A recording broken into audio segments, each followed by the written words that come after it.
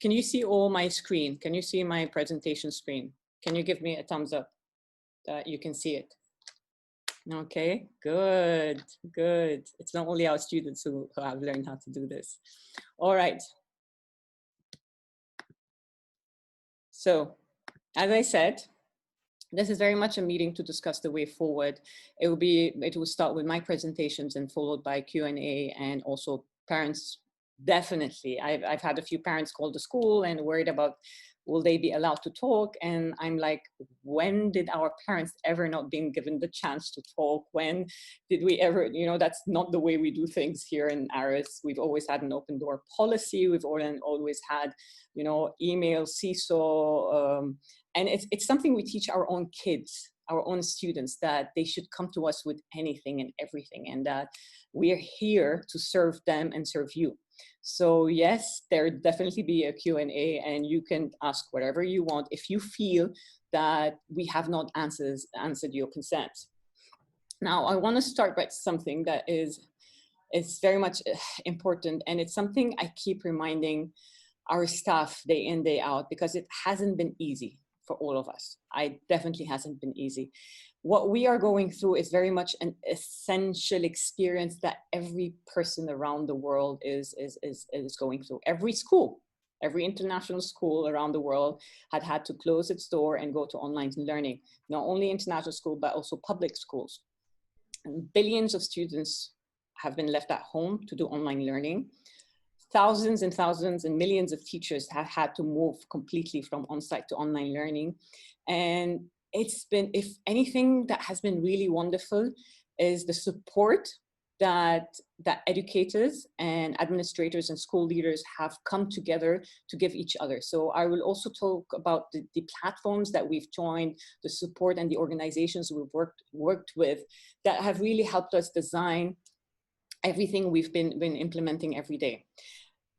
The main thing is that we are all involved in uncertainties and unknown, not only when it regards to our kids' education in school, but also our own businesses. There's 40 million unemployed people right now in the US. So no wonder with what they're going through and everything. There's a lot of tensions, there's a lot of unknowns, there's a lot of anger, we're upset. But the best thing when this happens is that we connect. We speak to people. And I'm very happy to see that a lot of platforms of our families have been created where you have really positively influenced and supported each other. And that's so important. What I want to also underline also is that we are also here for you guys. We're also here for you guys to support you and help you with whatever you're going through. Where we are facing it ourselves, our staff are facing it, our students are facing it, and we've been kind of reaching out at every possibility. The key thing about this situation right now is that, we had this strategic plan, the 5-year strategic plan, the 5-year budget, things like that. All of that is put aside as we deal with all these unknowns and uncertainties, and I will explain that later on also in my presentation. So we as a school, we've decided to define it into 4 stages. So the way we define what we're going through right now and what is to come is a journey of 4 stages. Stage 1 was when we actually moved from on-site, your kids coming to our school physically, to online, and where they were kind of locked up at home, and we had to administer online learning.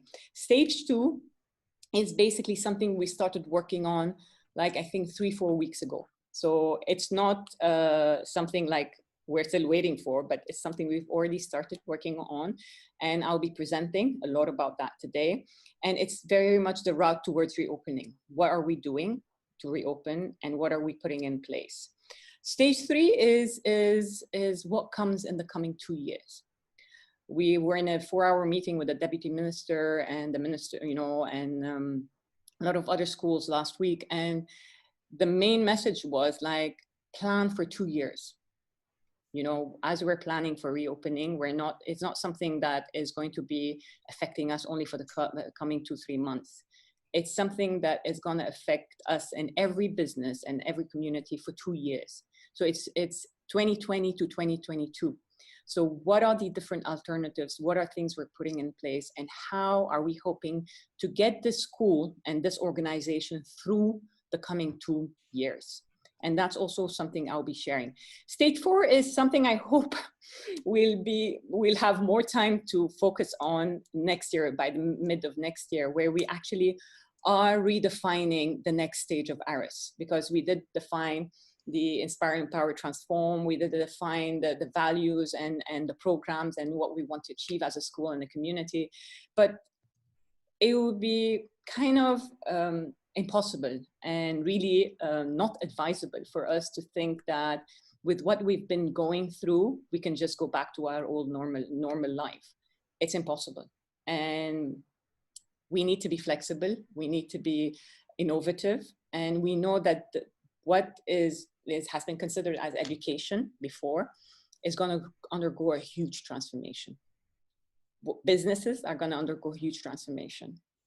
So as a school, we've always been, at the forefront of change and transformation.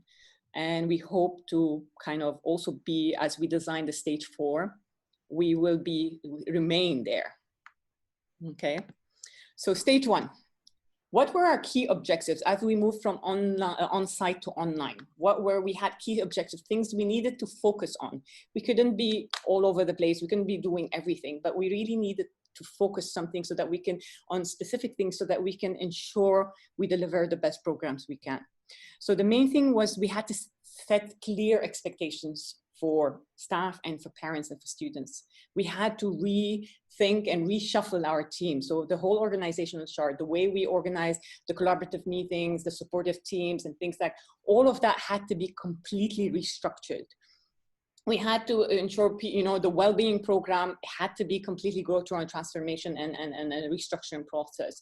The management team, we're no more doing management. We were actually pushed into collaborative teams, helping and supporting teachers day in, day out on how to think and how to kind of deliver the online learning platform. We had to put in place a lot of tools, and we needed to make sure that all our staff had internet available wherever they are, at their home. So it was so much easier when everybody was in school and we could manage this, the tools, the internet, all of that, where we had control. But then we had now 100 teachers in 100 different locations, and we needed to ensure we had that in place for them. And as they were delivering things in their homes, what were the expectations? Because coming to school and what you're expected to do at school can be a bit different when you're at home, and how you can deliver your programs and how you can complete your job. So at a certain point, we started reconsidering even reviewing the job descriptions of our facilitators and educators and everybody in the team. And we did that. We had to redesign a lot of the work that we do on a day-to-day. We also had to keep everybody informed with clear messages about COVID-19 and online learning with ARIS. And this communication is not something that just started when we closed in March. Our messaging, our information, our communication started going out from February. I'd like to remind you all that I'm a medical doctor and a public health practitioner. That was my core training. So from December, January, I was aware that we were getting there. I was very much aware. We were informing the team, we're getting ready. And we actually activated our emergency plan in February. So we used 3 weeks in school to prepare for online learning. That preparation was way more successful at the secondary school because we had the chance to even do online learning in the school, where we had students and teachers in different areas, and we could implement a lot of that online learning and tools and get the kids and staff ready for that. It was more of a challenge at the primary school because primary students need that basic skill of writing, reading, that we were kind of going through, how can we deliver that when the students are at home? It was very obvious to us that we couldn't do it without the support of the parents. These are at the end primary kids. They cannot hold the tablet by themselves and be expected to educate themselves. So though it was kind of successful, and the data does show that the online learning was way more successful at the secondary school. And that preparation was really, it was very much successful at the secondary school. Now it's up to us to decide how we see things developing and changing at the primary school to ensure our students are more tech savvy and are also more capable of managing their own learning and independence, basically. But that's also something for later to discuss. So we activated our emergency plan in February. We took 3 weeks of preparation, but it's also important for me to mention and to remind parents that our journey with blended learning didn't happen this year. It was something we've been working for at least 4 years, if not more. I don't know if some of you remember when we started with introducing tablets in the high school, the Samsung tablets, then we introduced them in the middle school, and now all our students are kind of expected to be delivering their work, their homework, a lot of the lessons through an online platform. We moved the books to an online platform, the whole school management system, library, all of that. And for the past 4 years, we've been moving everything towards an online platform. We also trained 13 of our teachers to become education technology coach. We just completed the training in January 2020, and the school had paid around $15,000 just to ensure we had a team of educational technology coaches to support our teachers who needed more support on moving things towards online and how to blend technology into their classrooms. So, and this was something we had planned for more than a year ago, and we reserved and we had hired that consultant to come from Singapore to begin the training. Our plan was that every teacher had to become certified in education technology.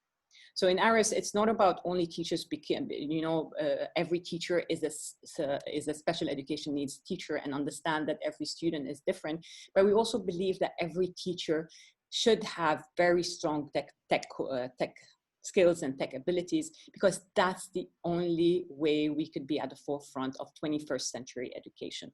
So our journey is not just started. When other schools were just trying to figure out which platforms to put, we had already the Seesaw in place. We had already Mathletics in place. We had already Google Classroom. Every student has an email. A lot was already in place and being used way before we even COVID-19 showed up. So this is something, I can only celebrate the management and the leadership team for having a strong commitment toward online learning and tech integration in education. And I feel really they've put, a strong platform for us to be successful through this epidemic. What we also realized in stage 1 is that everything we did connected so strongly with the values and the core values of ARIS. We have a core value, which is learning with everyone. And I can tell you, for many weeks, it was a 24/7 activity we did. We were working Saturdays, Sundays. I was attending Zoom and training session webinars, 7, 8, 9 p.m. at night. We had management meeting on Sundays. We were not going anywhere. We were staying at home. So we actually worked all throughout the weeks. I can vouch. The great thing about online system is that you can track everything. We can even track when teachers were accessing the system, what they were posting, how they were using it. The same thing like Seesaw, we can track how many posts per day, how many comments from parents, how many. So the great thing that we had with this online learning is that nothing wasn't clear for us. We knew exactly what was happening, and we could track that clearly. And whenever a parent could come and tell us that this was happening, we could track it, kind of see it in front of us and be able to make the necessary changes. But this meant really, really honestly, the amount of learning we've all had to do was tremendous. And we really got a lot of support from different organizations, but really it was, and even the board had to attend webinar. We were having weekly meetings to discuss the situation and the scenarios, the unfolding, all of that. So learning had to happen all across. And I do know that learning happened a lot for parents who haven't, we realized some parents have never accessed our Seesaw. Some parents were missing certain, login for things. And we realized that, it was time for them also to connect with us finally and take, partner with us through that connection to all these platforms that we had in place before. So yes, it was a learning experience, not only for us, but very much for every one of you. What we tried to also do through these 9 weeks was to kind of build comfort, hope, and confidence. You know, we all at a certain point were really down. We lost hope. We were kind of, this cannot be, we can't do this. And many times we said, we can't do this. Even as a mom myself, sitting with my kids for them to complete. I have 3 primary kids at home, and each one of them was a different experience completely. At certain point, I had to call Madame Danya and complain to her, you know what, Danya, you better speak to your students because I can't take this anymore. I can't do this anymore. But still, Danya gave me the support I needed. Funke gave me the support I needed. You know, my colleagues gave me the support that I needed, and I kept going. And I hope this is what you know, we all experienced that throughout the time. One thing we really kind of also reached out to you was for you to give us feedback and provide us with continuous feedback, and hence all the surveys we had shared with you. For every activity we did, student conference, 3-week conference, we had a survey for you to give us your impressions and your details and what you felt was good about it. We had we had weekly surveys with students at the primary and secondary school. We had well-being surveys. So we were trying to track as much as possible to get as much information as possible to help us design, because every week this data that came helped us design the next stage. When parents complained that they had problems accessing Google, we tried to support. When parents, you know, so those who reach out to us, we were able to really provide them with that support. And we needed for everybody to understand. And this is something our staff at certain points, a lot of them were breaking down from the pressure. It was too much. And all we needed to do was to remind them that that's what ARIS stands for. We stand for change. We stand for transformation. And change and unknowns and uncertainties are super uncomfortable. They make us very uncomfortable. They make us cry. But once we get through it, we are so much better off. We are so much more powerful, and we are so much more skilled. So yes, it's been completely hard, very hard for many of us, but we still hold on to that hope and comfort and confidence that we will get through it together. Another issue that we tried to really focus on, because it was a struggle at the beginning, it was providing the support to our students who needed that support. As you know, we very much believe in personalized learning, and we have the personalized learning department and additional staff that go into classrooms and support students. But the question was then, how do we do that virtually? We were not allowed to be physically in touch with them. That was a directive from the government, and we could be in trouble if even we asked the students to come into school. So it took a few weeks to put in place, but I think Dr. Funke, Henry, Ifwa, and the team really did an excellent job with the approaches that they've developed, with the connection, with the work, with the plans, and it really reached out as much as possible to the parents and the students.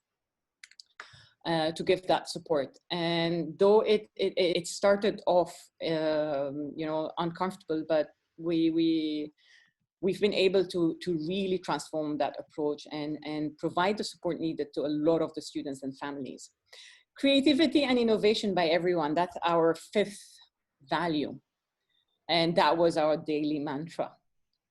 How can we do it in a creative way? You know, the students are now in front of us. Some tools we're used to are no more in front of us. You know, in math, we have these manipulatives and things like that. How do we do that when the kids are at home, when the kids don't have these manipulatives, when the kids don't have sometimes a table and a chair good enough for them to be learning on because they're not their size? I faced that at home because my kids, I had my dining table and my 3 kids had to sit on the dining table and study. So this is something not only as staff, but I believe as parents, you've had to be creative and innovative every day to ensure that learning kept going. Weirdly enough, for those who have attended my presentations, I've seen these are the core values I always show you. And no time as these times of the pandemic, of COVID-19, has these core values helped us through.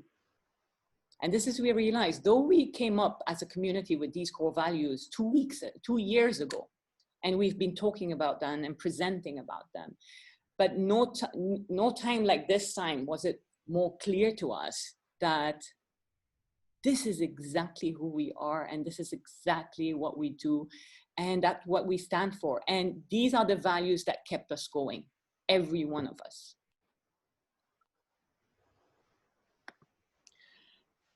We linked up to many organizations to learn a lot from them, like ASA. I think we've shared the portal. We've also developed a website on our own website with a page completely dedicated for online learning, where you guys, and we connected, and we informed you at many instances that you could connect to that website.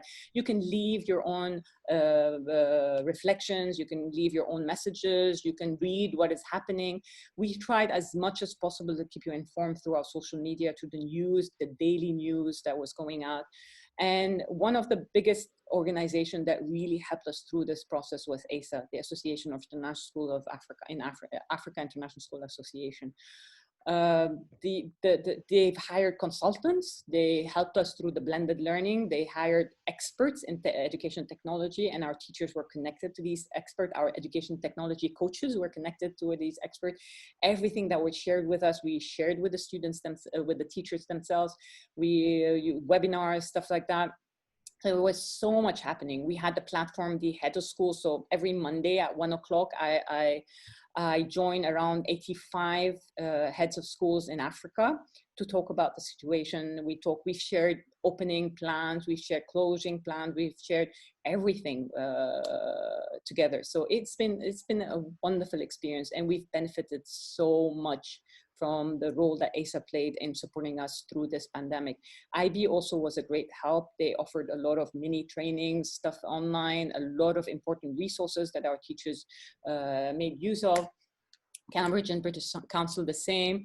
I'm part of an association of international school held AISH. So I had a support group from heads of schools and there was like 6-7 of us from South America, from China, from Kuwait, from Dubai, and from Greece. So we also meet on a weekly basis and share a lot of our plans, our worries, our concerns, our uncertainties, how to plan for this. And it was a great learning experience. Like our friend in Greece, Peggy, she opened her school 3 weeks ago, and we've been learning so much from her on the day-to-day, implementation and what's happening and her successes and the lessons learned. So also that global network and that connection really is helping us to design the next stages of ARIS. The International School Services had excellent webinars that also involved not only the educators, but also the finance team, the administrators, the communication specialists. So how to communicate to parents, how to inform them. So all of us had to undergo extensive trainings and webinars to be able to provide, to redesign basically our jobs and our expectations and our daily work within this COVID-19. The Association of Advancement of International Education also has been an excellent association with the stuff they have shared, the experts they have shared, the webinars, and the ISTE, which we are now member of because we have been undergoing the training, has also been a great support, specifically on education technology. More of innovation creativity. Our teachers, in the past 2 months and we've started using around 130 educational technology apps. Before we started, we had around 10, 15 stuff we were using daily. In 2 months, that number shot up to 130. So 130, and I think a lot of you have seen the Brain Pop, the Mathletics, the Epic, the Padlets, the Google, all the aspects of Google Education, the slides, the Gizmo, a lot has been introduced, and around 130 apps and softwares have been introduced. The great thing is that these were free. Because of COVID-19, all these companies said we could use their tools for free. So we did the lunge, took it, and said we need to, we need to be creative and innovative in how we're approaching, and we cannot, put this. We realized from the first week when we did the face-to-face classes in secondary school that running Zoom classes from morning to afternoon was very bad for the eyes. the kids were getting headaches and migraines. The staff, you know, managing class after class after class was completely impossible for students being at home. So we realized we had to run this synchronous, asynchronous mode and very much depend on these tools to support teachers for students to understand concepts and skills, specific skills, and develop these skills. So 3 out of the 5 apps facilitated critical thinking. They increased student engagement. They allowed us for effective tracking and feedback, personalization and differentiation, because we could kind of provide different books for different kids. We could provide different math problems for different ability kids. This allowed student-paced learning. So they had, you know, they had to log in and do the work instead of just completing it down, and allowed for effective communication. I also want to clarify something.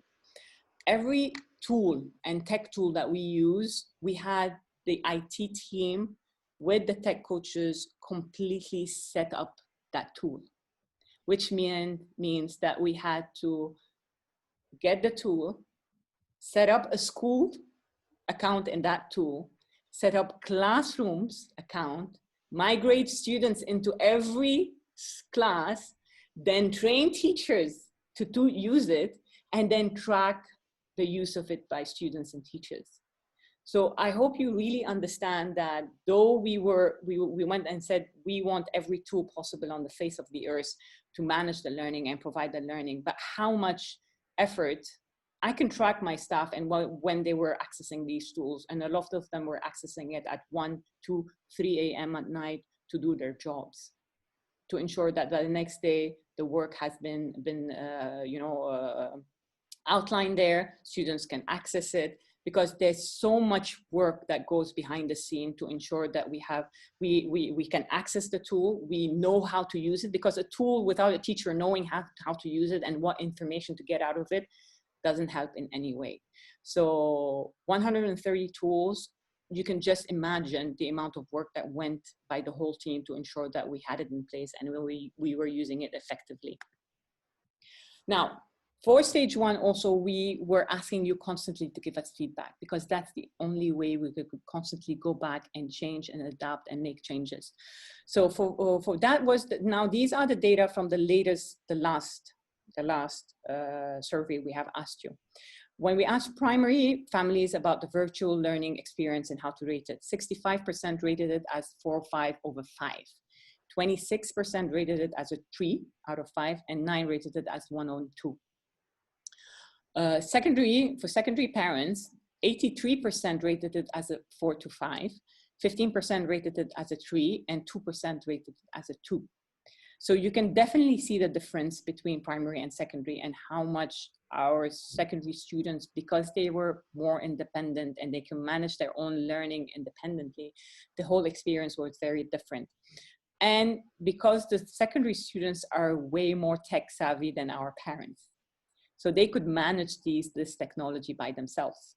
While with our primary parents, they had a lot of things to catch up, to understand how to log in, how to help the students log in, sometimes how to post, because we would get a call from a family, it's like, it's not working, I can't post. But it was actually something that to do with her tablet or using the phone to be posting. So we had to do a lot of technology support and support the families to understand how to use the devices they have in hand. And that support needed to be done more for primary parents, because they manage these devices, while for our secondary, middle and high school, it's the students that manage it, and they're very confident using it, and much more confidence than our parents. So if we look at also how our families rated how engaged their students were, their wards were in online learning, 76% gave 4 to 5 out of 5, full engagement, completely engaged. 17 saying it's okay, 3 out of 5, you know, just in the middle.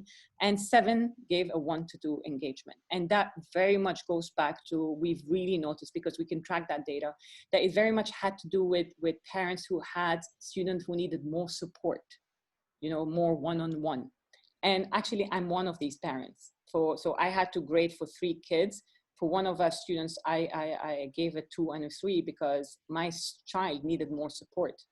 That, you know, and so it is definitely something we have realized that we need to put in place, and we need to define a model on how to support students who even in school need more support.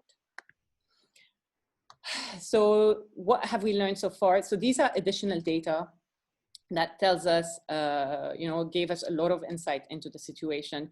78% of parents in primary noticed that students were becoming more independent. 72 parents that felt that learning was differentiated.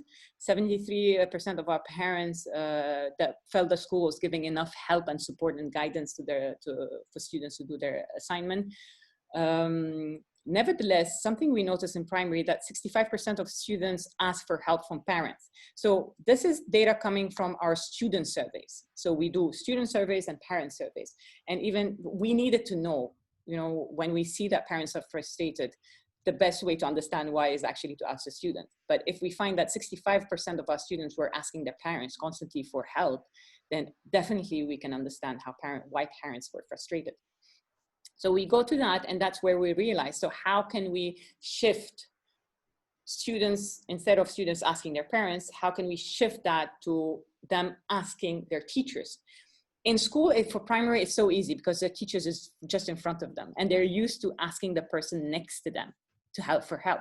But online, our primary students are not used to online and how to ask for help, or how to define, or how to use these platforms to, ask for help and get that help. So this is something we've realized we need to do for in school, as when our students return, on teaching them how to use the online platforms and the onion system to request for help, instead of just kind of asking the first person in front of them. 18% of students stated that teachers respond to their queries all the time. So only 18, while 82 said most and sometimes. So yes, we were responding, but we realized the feedback was a problem that we needed to work more on. Nearly 60% of students asked for assistance from their parents and siblings, and this is also the same data. So what did we notice? That in primary, we had challenges. We had challenges in feedback and in immediate support from teachers, which is not always available. We needed, parents also said that they needed more, one-to-one Zoom meetings for teachers to be able to explain specific concepts and skills, instead of the parents having to do that. We realized that tech tools can be a challenge for our parents at primary. Working parents are not at home to supervise, and that's very much understandable. We actually, I tried to ask the deputy minister, like for primary, working parents, is it possible for us to open the school and allow the students to come in? That was a clear no, we cannot do that. There were issues of connectivity, and recently also issues of electricity. Teachers not always available for contacting. Now, this is something it would be great for us to understand more, because teachers, that's the great, I go back to say that that's the great thing about all these technology apps, that if you reach out to a teacher, if you send a message,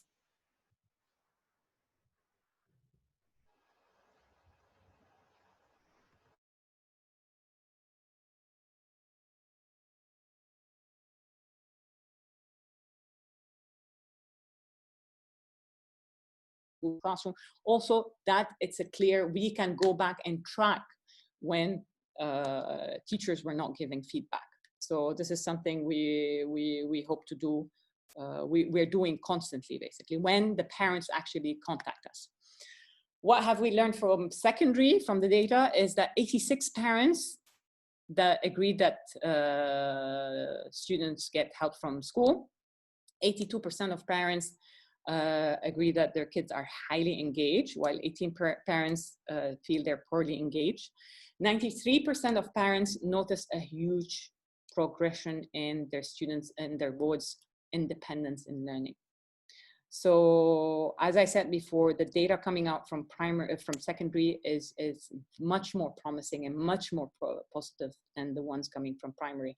And this is where, as a management and a leadership team, we are rethinking a lot of the things. But let me also kind of focus on something very important, is that these are primary and early years kids, and we cannot run any online learning without the support of parents. It's impossible to have not to have an adult managing the tablet, managing the apps, because I cannot expect a 4 or 5-year-old to be able to respond and work comfortably with an app. They still haven't developed that skills. So it is required and expected that parents are more involved at the primary level. Secondary challenges is also, we go back to the tech, and that's something we are actually reviewing currently, the devices we're using and how compatible it is with all the apps and the softwares we've been using. The workload, 30% consider their kids are facing challenges because it's a heavy workload. And that, honestly, when we started, there was a huge complaint the first 2 weeks from our secondary students who felt it's like the teachers were just thinking that they have nothing to do, just learn from morning to late night. So we realized that the workload given to them was too much. And then with the feedback that we were getting constantly, we were able to bring it down and kind of meet, find a middle ground that is acceptable to all sides. Connectivity issues, as in the primary, feedback, the same thing with the primary, and communication. The thing about communication, which is a bit baffling for us, because sometimes we hear that there's so much communication that we end up not reading, or there's too little communication and we need more.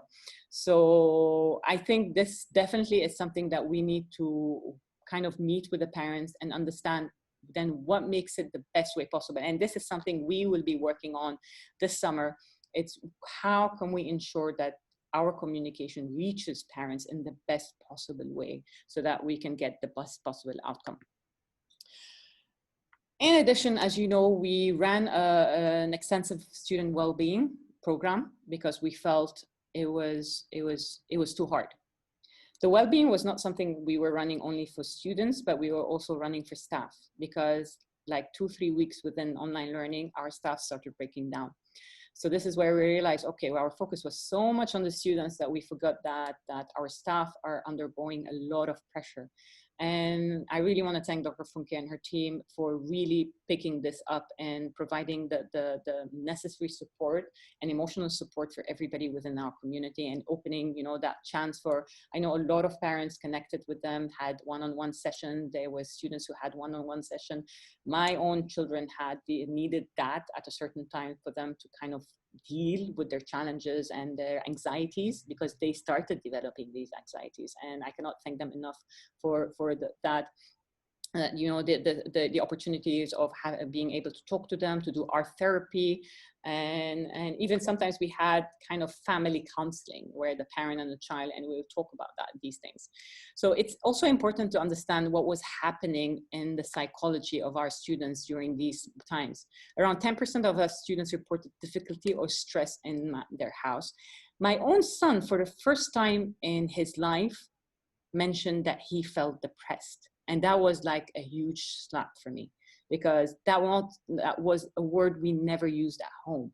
We could say we're sad, we're angry, but for my son to say that he feels depressed about this whole situation and things, this is where I realized that I needed to reach out to Dr. Funke and her team and say, you know what, I need help, my son needs help.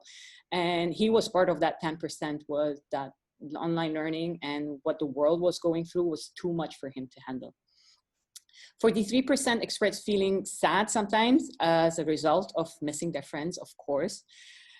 When we asked them about change, there was a survey for primary kids and secondary kids. 42% of students felt okay with change. They were adapting. They felt they had devised tools and skills for them to help them. 22% indicated that change was challenging, but they had the hang of it. 12% stated that it adjusted quickly and well to changes. 6% of students did not feel adjusted at all. And 16% felt a little bit adjusted, but not happy with some changes. So really, it was important for us to understand what was going on, not in their academics only, but also understand, because very much their emotional and their well-being would very much affect their learning process. How do you feel about being inside the house since the lockdown? 15% indicated they feel bad, bored, and unhappy. 22% they were okay, even though they mostly do not feel very, sorry, I have to move this. very good. 38% stated they feel they just okay. 18% are okay, kind of enjoying themselves, and 8% were very happy about staying at home. And that's one of the other sons that I have, who's an introvert, who staying at home and learning was just excellent for him. He didn't have to suffer through social interactions and social communication, but usually something that he's very shy about. So we go back very much to that personalized learning, and that how every child is very different, and the way they deal with things is very different. So this kind of explains and gives you a summary of stage 1, which was our online learning, and what have we learned? What did we use? What did we do? What is the data telling us? And very much all of that is what will lead us to stage 2, which is the school reopening. And that's where I want to take you right now. I know a lot of you, this is what you want to know. So what is the reopening? And when we started reopening, working on reopening 1 month ago, we started putting a framework to say, what is the decision-making framework? How do we open? How do we look at things for us to be ready for reopening? And how to develop a task force made of all stakeholders. So that task force is not only about us, it's also will need to include parents and student representatives and staff and leadership team, for us to ensure that whatever we put in place, we get feedback and kind of partnership with that. Because even though if we can tell you these are the rules and regulations and these are the protocols, if there's no buy-in by everybody and no connection and understanding by everybody, then we have very much failed. We have failed our community. So these were the 2 things that we put. So the main conditions for ARIS to reopen is definitely, number 1 is that the government, local government says we can reopen. So that's number 1. Number 2 is that we are ready to open and we can run our services and our programs. And we have the necessary health checks and safety protocols in place.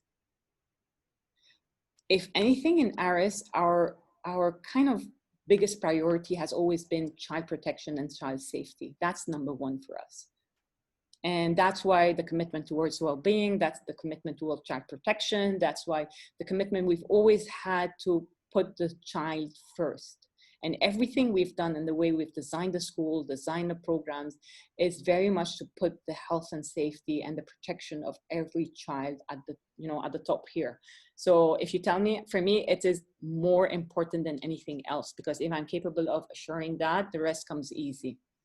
Because if I have an excellent program, but kids don't feel safe, parents don't feel safe, then definitely that's not the school we want to have. So the main concern we have when we reopen is the prevention of COVID-19 through direct transmission and indirect transmission. Direct transmission means that anybody that has any symptom, sneezing, coughing, bit of fever, not feeling well, or even somebody in the family has the symptoms, means the students should not come to school. I know the past few years, I can tell you many stories of how parents would come bring their child and give us an antibiotic or give us a Panadol to say, he wasn't feeling well, I gave him a Panadol, please keep that Panadol and, it should be okay. And we look at them, it's like, if you had to give a Panadol or your child is taking an antibiotic, that child needs to stay home. That child cannot come. I think you've all noticed that since our kids are now at home, they rarely got sick. They rarely got sick. Why? Because they had that, because they were not in any way, associated with sick people, which I'm not saying is good, because look, as a medical doctor, I don't think our role as a school and as a community is that we want to, put our kids in a sterile environment. That's the last thing that we want to do. Hide our kids from everything and put them in a, that box and that glass and ensure everything is so sterile around them. How are we then expecting them to develop immunity? So there's also that balance that we need to have. But the key thing is, yes, we're going to be way stricter on any child coughing. We've had many battles last year with parents. Oh, it's just an allergy. It's an allergy. Why are you calling me to, come and pick my child? And we've been screamed at, everything. Parents get very frustrated when you ask them to come and pick their kids because they have a headache, they're coughing, we've seen them sneezing, and it wasn't something the parents wanted to see.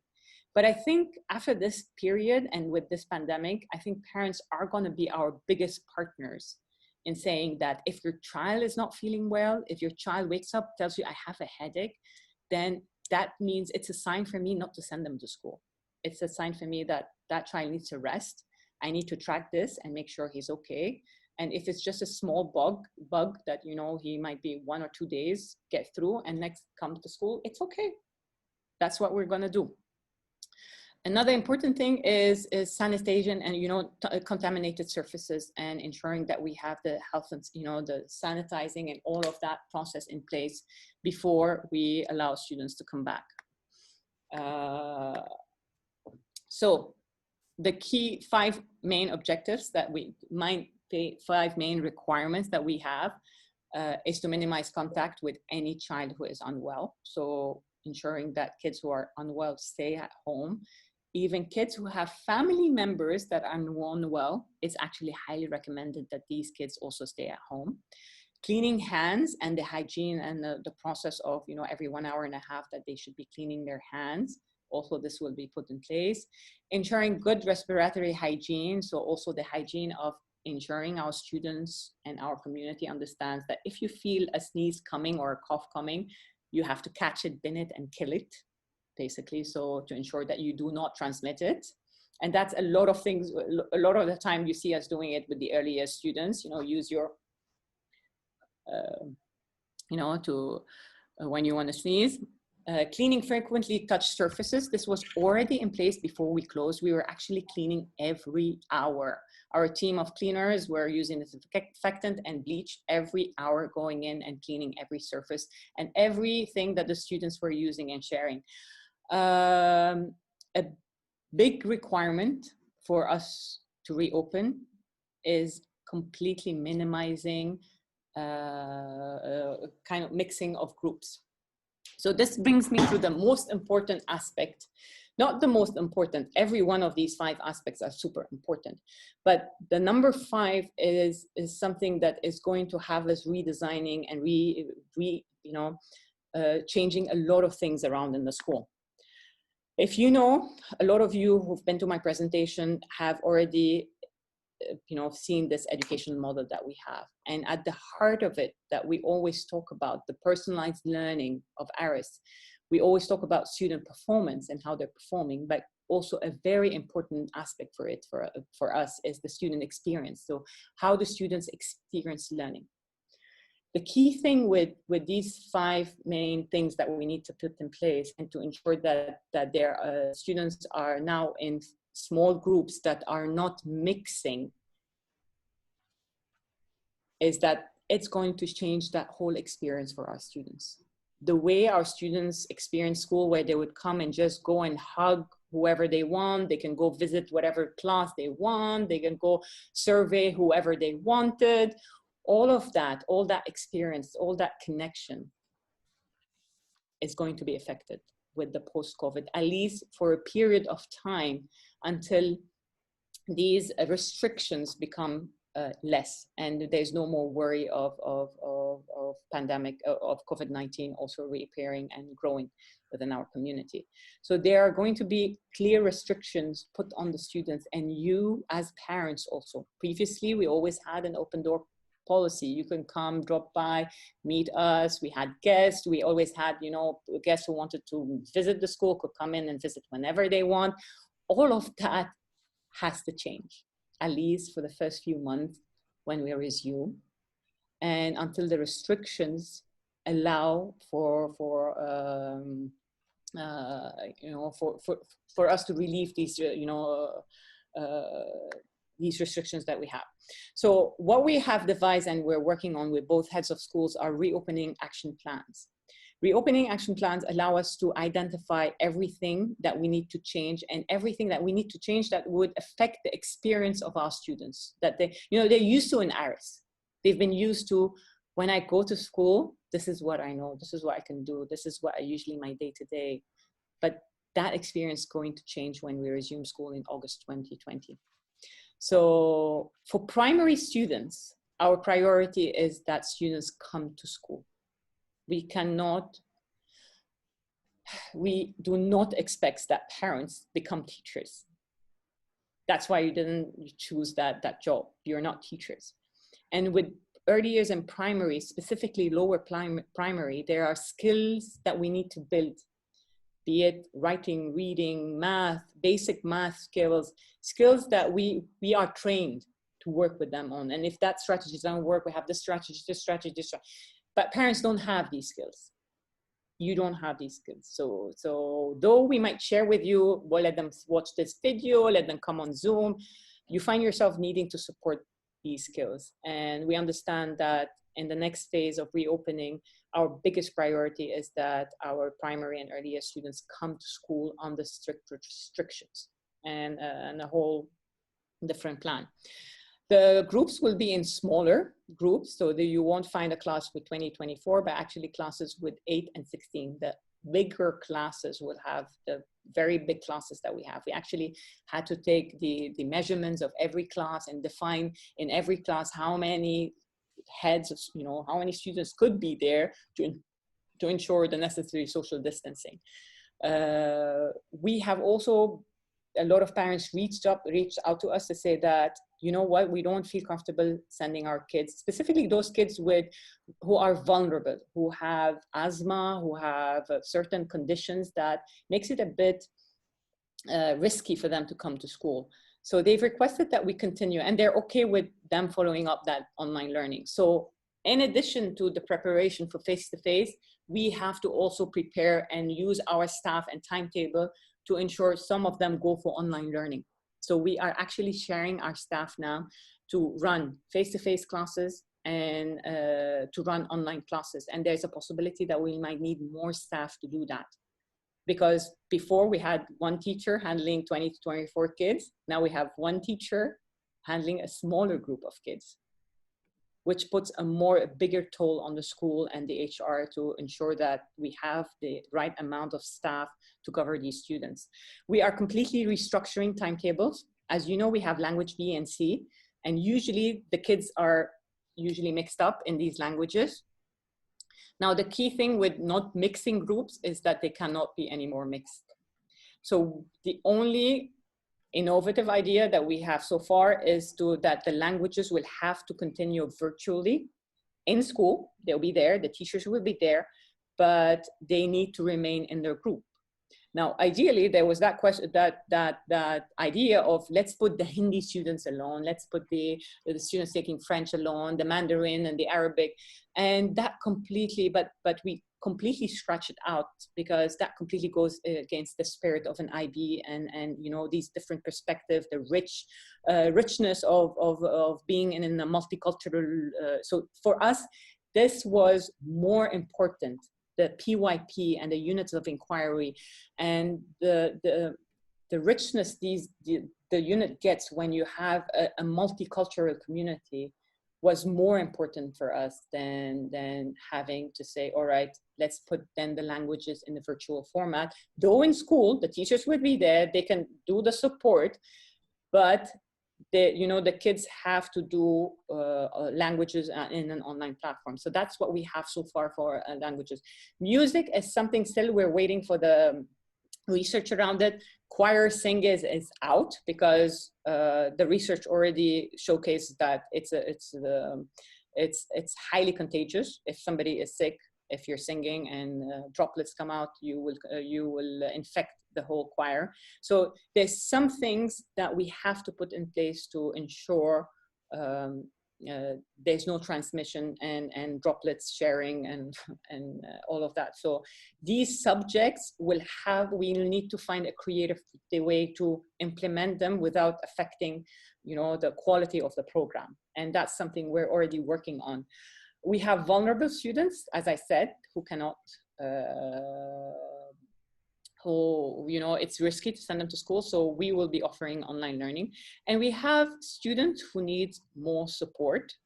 And for these students, we need the parents to commit to sending them to us so that we can provide them with that support. Now the latest thing on canteen is that it should remain closed. Kids should come from home with their lunch boxes, and they will be sitting in the classroom in their group to eat, and they will be having also specific times to go out, so that also groups who go out do not mix. They'll be given specific areas to be playing. The key thing, you know, you might say, okay, that's bad. What kind of school that is?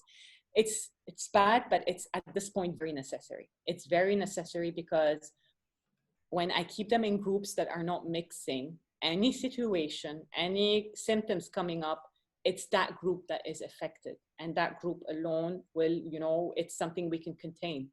If I allow for mixing and going, means the first case, if any, and we've had in the past month, we've had cases of corona within our family diagnosed. And we thank our families for reaching out to us to tell us that some of them have been diagnosed, and some of their family members have been diagnosed. So it's not that we've been completely free of it. We are aware that some of our, and for us to resume without that grouping system and separating the group is impossible, because that's the only way we can ensure the safety of everybody else in case any group gets compromised. Also, this grouping system cannot work without very strong collaboration with the parents. You know, these are the protocols that we're going to put in place and that we're going to be sending you. And then you will have to also complete trainings on them, because we cannot say, do not mix groups. And when you send them home, there's a lot of mixing happening. You take them to the markets on the weekend, you take them to, you know, crowded places on the weekend, and then they come on Monday to be also joining their group at school. It means not only putting your own child at risk, but also putting the whole group at risk.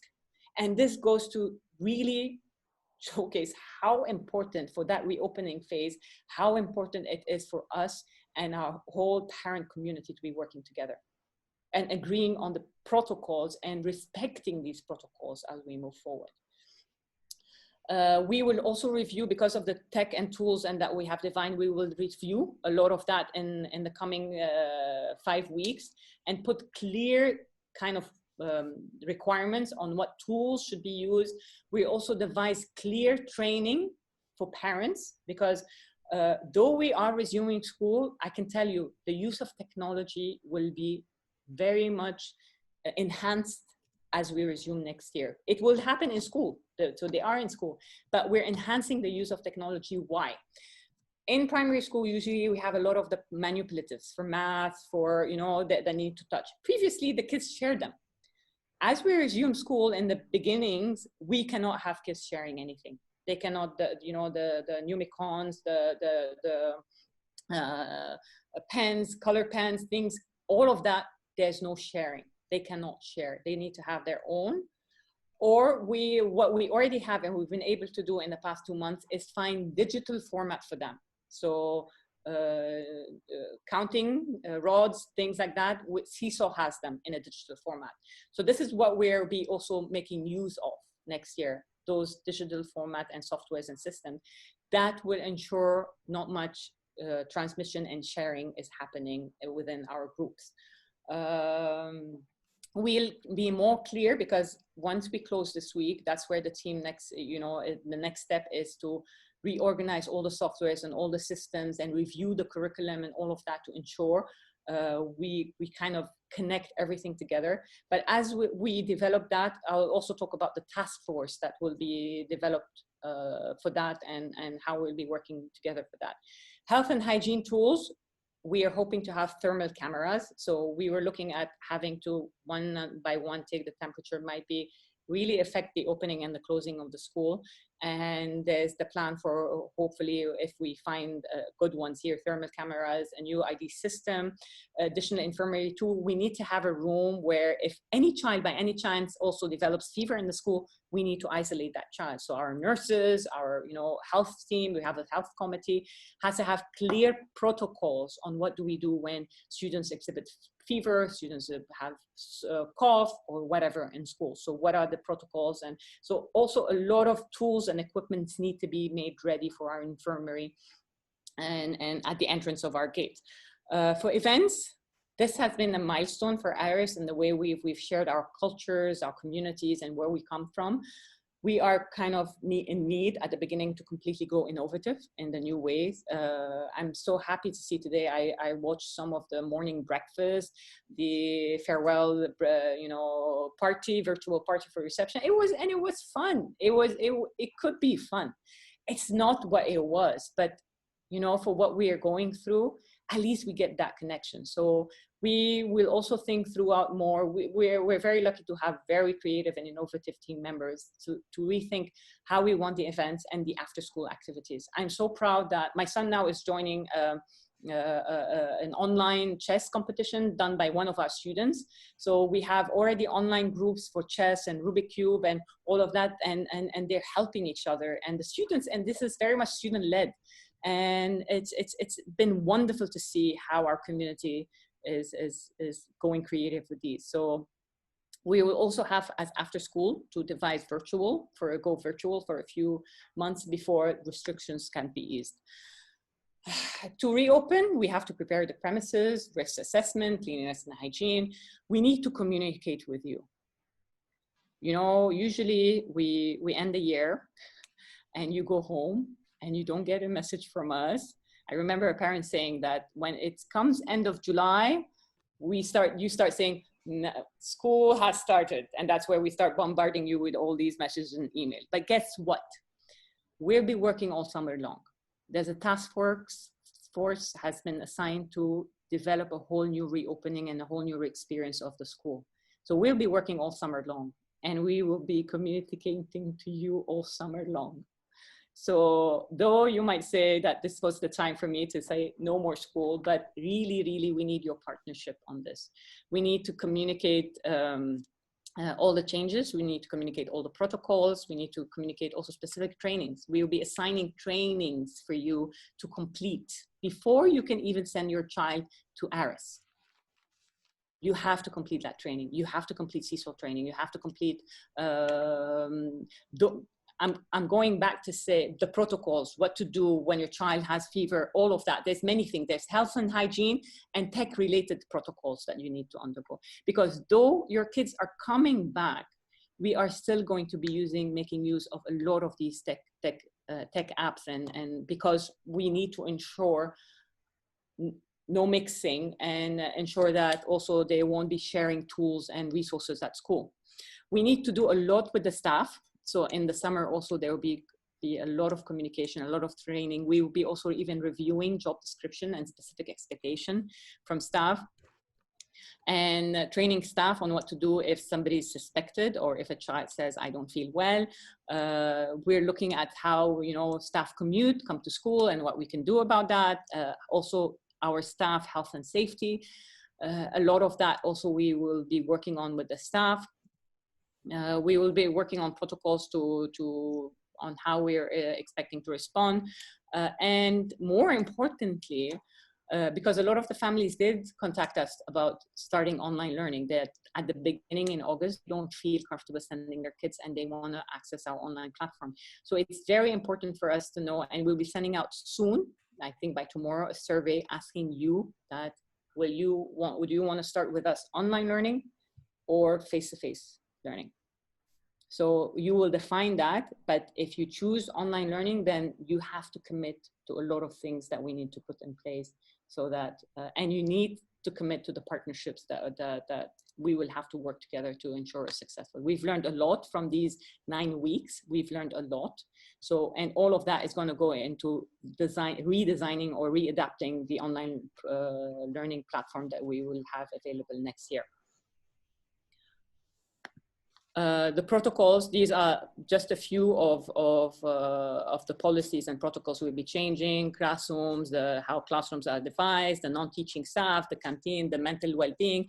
As I said, I shared with you specifically the well-being data, because we've really realized that students coming back means a lot of focus on their mental health and well-being. Our kids and students have gone through a lot. They've seen their families going through a lot. My own child saw me breaking down, and he broke down also because it was too much for him to see his mom crying.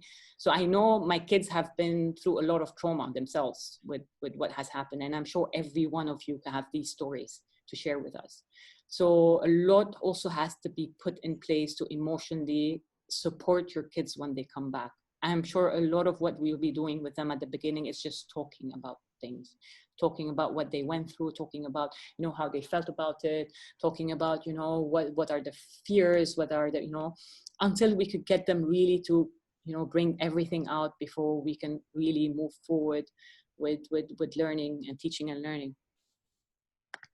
There's a task force that is going to work for the coming 5 to 6 weeks on redesigning everything and changing all these, putting down the protocols and adapting all these policies. The step one was for us, both heads of schools have already designed specific reopening action plans. Action points have been given specifically to specific, you know, departments and admin staff to begin designing. So even for our purchasing, to purchase the thermal cameras, to purchase everything that is in, we need to reopen. Once we get to step 3, where these drafts are ready, we will share these drafts with stakeholders, with all our stakeholders. So there will be a committee of parents, student representatives, staff representatives and things, and where we're going to share that these are the things we're putting in place, give us your feedback. And it'll be great for, we will also send an email to you out and ask you, would you like to be part of that committee that gives us feedback on all the protocols and changes we're putting in place. So this would mean you also working with us a bit for a few days in the summer to give us feedback on what is possible, what is not possible. Maybe also input the PSA, definitely Dr. Ada and her team will have a lot maybe to share with us about what they feel is possible, what is not possible. And then we move to step 4, where we will finalize this and share it out in training formats. We need to train you in these protocols. It's not only about sharing with you. So what we've realized that it's not only about sharing that information with you, but actually getting you to train on it. So usually, I don't know if some of you have seen your kids do the Edpuzzle, where there's the video and then it stops and it asks them a question and you need to answer the right question. So this is formats we might be using with you to ensure that if we see that a parent got 50% wrong, means we need to approach the one-on-one and do with parents so that they really understand what is this protocol and why is it important, and the intricacies and the details of that protocol. Okay. Now, the stage 3 is the coming 2 years, the alternative routes to 2023, 2022. And what we did basically to design next year's budget and how we came up with decisions about certain things. And I know a lot of you have these questions about budgets and discounts and things like that. Once I finish that presentation, I'll show you numbers and I'll show you specific details. Then maybe I think more clarity and more transparency would be available. And then you will have also, you can also share with us additional concerns you have there. So we usually function on a strategic plan, but with all these uncertainties, we've moved to scenario planning. So usually strategic planning is when life is normal, your business as usual. We know what's happening. We know how many students are coming in because we can track from year to year. We say we have this number and we know that every year our students' body increases by this percentage. We're opening a new school, so we know we're going to be able to admit it. So this is basically strategy. It's based on markers, it's based on data that we have, and it's clear. But since COVID-19, nothing is clear. We don't know. We have, it's all uncertain. We don't know. A lot of our families are uncertain if they're going to come back or not. They're uncertain about the situation. We are uncertain about what can happen and what can happen to ARIS as an institution. So the best thing we do in such situation is move towards scenario planning. And when we do that, we look at the driving forces. What are the things that affect us as an institution? What are the critical uncertainties that could hit us? And how we become ready for each one of them. So we need to develop scenarios. If this happens, in this school, we should be doing that. So in a sense, I'm usually used to with my team and the board to say, this is our plan for next year. Through the past 2-3 months, we've had to literally plan for 9 scenarios. If this happens, and this, this is what we're gonna do. If this and this and this happens, this is what I'm going to do. So we've had to look at every single uncertainty and say, very well, if these are happening, how are we going to get the school forward and move forward? If you look at the driving forces of what is affecting us as a community, the critical question is, when can we open our campus? When? You know, everybody talks about, you know, now we're getting more clear about that with the government, and the government is saying in June, the high school should open. August, September, all the other schools should open, but still no clear message. We're hoping in July, early July, that this message will come out. We're also connected to the ministry, and we're trying as much as possible to get, I've now been nominated into the Ghana International School Association as an interim board member, to kind of facilitate the development of this association that works directly with the government, and to kind of collaborate as much as possible, because we are all facing that uncertainty right now. We are all. So we have leading schools who've come together, GIS, ourselves, SOS. We've all come together and we actually talk a lot. We share a lot of concerns, and we talk a lot about what's happening and how we can move forward, and when we expect. Also Sheena from Lincoln, I was just speaking to her yesterday. So we're all facing the same thing, and we're trying to support each other on how the way forward. Now, the critical aspect is, when do the campus open? And so far for us, our campus should be open in August 12th if the government says we can. And if the government says we can only open till September, then there's an option of us either starting the school as online, and that's what my team is saying. Let's start online, 2 weeks of online. Let's not lose time. We can do 2 weeks of online and then go into campus. Now, another question, we will also send you a survey. Do you mind starting on, if we don't start in August 12th, the government says we can begin in September, are you okay with us starting 2 weeks online until we can open physically our campus? Or you prefer we just wait until September when our campus would be open? So for sure, September, I was also in the meeting in the African International School Association, the Department of Foreign Affairs, the representative education officer, regional education officer for Africa from the American Department of Foreign Affairs, said he's expecting that, all the diplomats and everybody will be back in September in Africa, and that schools should be open. So in a sense, also it showcases for us that he's saying by September, everything should be working normally. So we know that is the expected.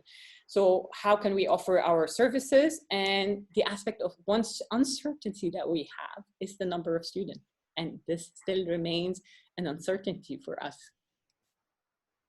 So two big uncertainty that we have is about the campus closure, and we open in August, and will we be doing online, physical?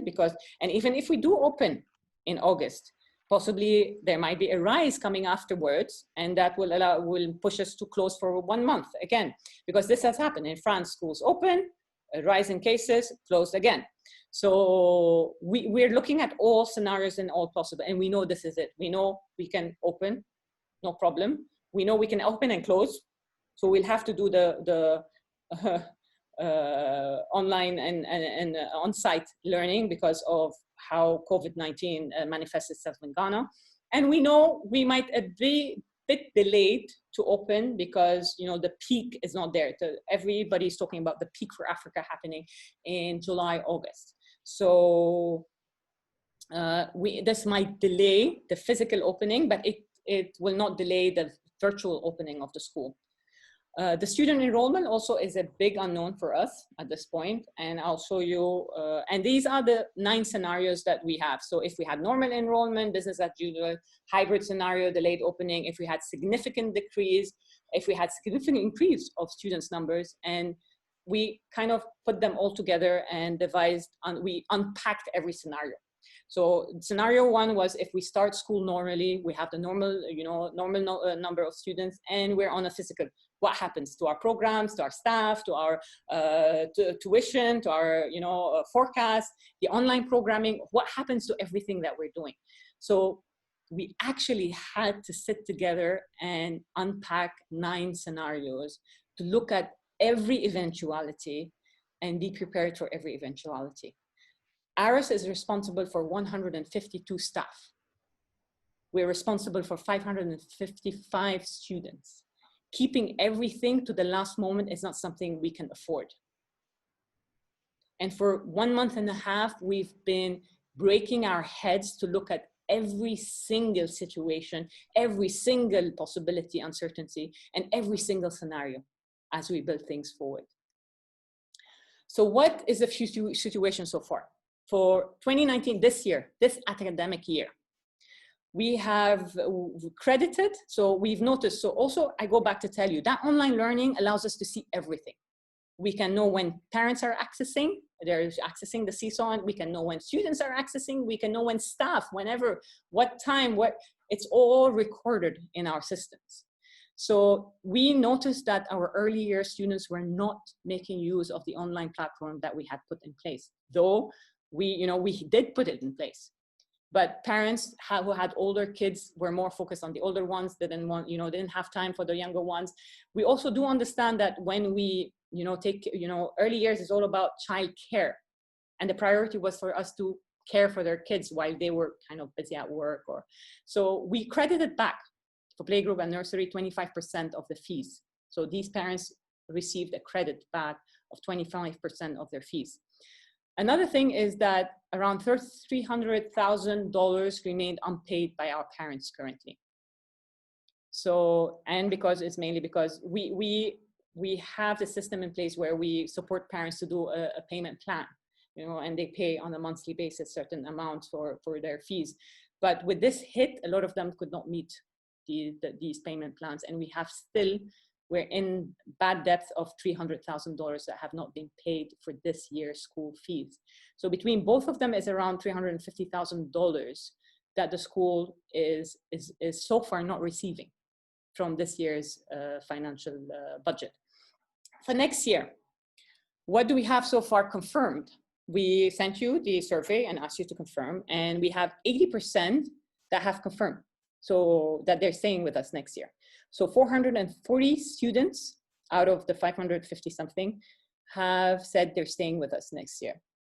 But only 60% of them have confirmed through seats payment, because you can confirm, but you don't show up also at the end. So I think you have noticed what it means and what it will entail for us to be ready for next year. All the softwares that we'll have to now pay for, because they were free until July, some of them June and July. Come July, we'll need to pay for every single additional software that we're using, BrainPop, Epic, Gizmo, all of them, we'll have to pay for them. And that means paying a membership for every single student. It's per student, per head. Same thing with ManagePack, same thing with Seesaw. It is a per head payment, and usually we pay in the summer. So a lot of parents are saying, why, we pay? Well, because if I don't have these numbers, the school cannot be ready. And now more than ever, the school cannot be ready if I have 10% of my parents saying they're unsure.